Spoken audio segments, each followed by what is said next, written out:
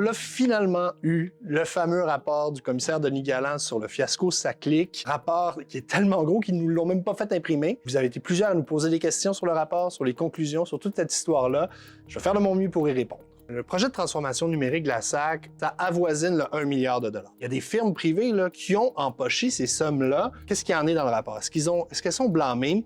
La réponse, c'est pas vraiment. Le commissaire Galland, dans son rapport, fait tout un historique de la relation d'affaires entre la SAC et ses fournisseurs et il décrit aussi les liens un peu incestueux qu'il y avait entre certains représentants et des membres de la haute direction de la SAC, Carl Malenfant pour ne pas le nommer, mais les blâmes sont moins du côté des firmes privées que du côté de la SAC qui n'a pas réussi à mettre des barrières, à mettre au pas finalement ses fournisseurs. François Legault a réagi. J'ai demandé à mon équipe, incluant l'équipe de fonctionnaires, de voir les recours judiciaires qu'on peut prendre. Ce qu'on entend depuis lundi, c'est est-ce qu'il va y avoir des poursuites judiciaires? Ce qu'il faut savoir, c'est qu'une commission d'enquête, c'est pas un procès. Son mandat principal, c'est d'établir qu'est-ce qui s'est passé et après de faire des recommandations pour éviter que ça se reproduise. Les témoins qui ont défilé devant le commissaire Denis Galland, ils n'étaient pas là comme des accusés. Ils étaient là comme des témoins de fait pour raconter ce qu'ils ont vécu. Évidemment,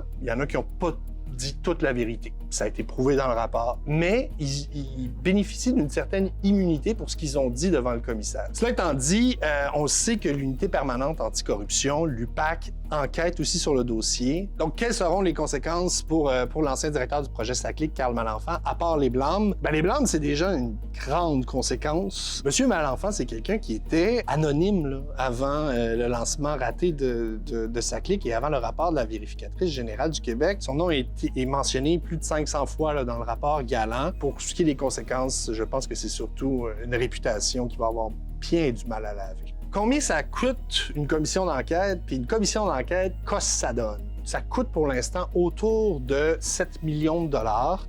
C'est un budget qui va probablement augmenter là, avec le dépôt du rapport et tout ça. Est-ce que c'est rentable, une commission d'enquête? Le pari de la commission, c'est que sur le long terme, on va sauver beaucoup plus d'argent qu'on en a dépensé pour faire l'exercice d'enquête. La SAC, évidemment, va avoir besoin de se renflouer. Et donc, comment est-ce qu'elle va le faire? Est-ce qu'elle va augmenter les frais pour les usagers de la route, pour les conducteurs québécois? Ce qu'on a vu à la commission Galland dans les audiences, c'est qu'il y a des plans pour résorber la dette qui sont en cours d'élaboration. Le plus récent que nous, on a vu, c'est qu'effectivement, la SAC envisageait d'augmenter les frais de service. D'ailleurs, pour la petite histoire, dans le dernier plan de retour à l'équilibre budgétaire qu'on a vu, la SAC envisage de rembourser sa dette, si tout va bien, d'ici 2042.